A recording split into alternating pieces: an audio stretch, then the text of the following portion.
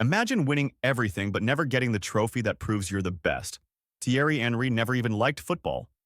He was scouted straight off the streets, trained relentlessly by his father, who saw greatness before anyone else did. By age 20, he had already become Monaco's rising star. Then came the 1998 World Cup.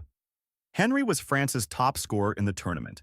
He played every single match except the final. The coach opted for experience over youth. Zidane stole the show. France lifted the trophy. Henry still walked away a world champion. The world began to take notice. Juventus came calling with a €16.5 million offer. At just 20 years old, Thierry Henry became the most expensive French player in history. But things went wrong. Juventus played him out of position, sometimes even as a fullback. By season's end, he was sitting on the bench and his place on the national team started slipping away.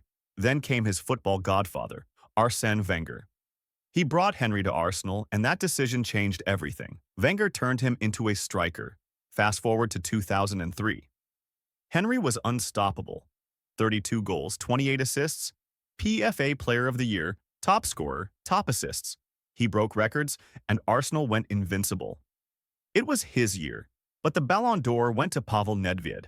In 2006, Henry focused on one prize, the Champions League. He tore through every defense. He humiliated the Galacticos. He got his revenge against Juventus, and he reached the final against Barcelona. There, he faced Ronaldinho and Eto'o at their peak. Arsenal lost. Henry missed his chances, and the Ballon d'Or slipped further from his grasp. But there was one last shot. The 2006 World Cup in Germany. France was stacked with talent. Henry eliminated Brazil with a decisive goal.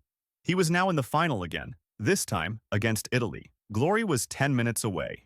Then Zidane head-butted Materazzi, a moment that rewrote history. France collapsed. The game went to penalties.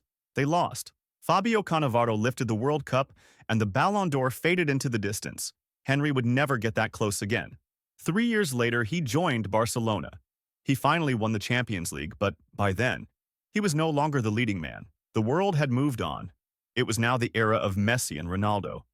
Thierry Henry never won the Ballon d'Or, but he left behind something more potent than a trophy, a legacy, one of the greatest to ever grace the game, and no award can take that away.